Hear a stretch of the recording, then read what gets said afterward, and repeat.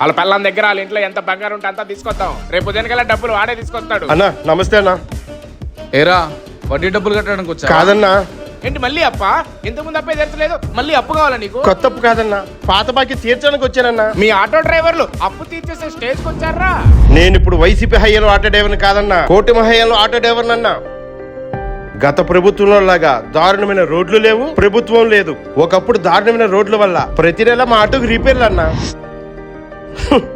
మళ్ళీ చక్రం విరిగిపోయిందా? మా కష్టార్జితం అంతా ఆటో రిపేర్లుగా పోయేదన్నా. నారా చంద్రబాబు నాయుడు అనే నేను మా కష్టార్జితం మాకే మిగులుతుందన్నా. మా బంగారం మాకు ఇచ్చేయండి. 175 రూపాయలు తక్కువ అవుతున్నాయా? అదేంటన్నా కరెక్ట్ గా ఇచ్చానన్నా. అదేంటన్నా మీరు ఆగండి అన్న, నేను లెక్క చెప్తాను. అన్నా మాకే 11 రూపాయలు రిటర్న్ వస్తాయన్నా.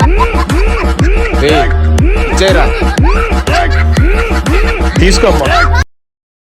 సరే పదమ్మా. ఏంటన్నా అలా వదిలేసావు? పొట్టిది ఏం కట్టిందిరా లెక్కలు? విడిచేయరా.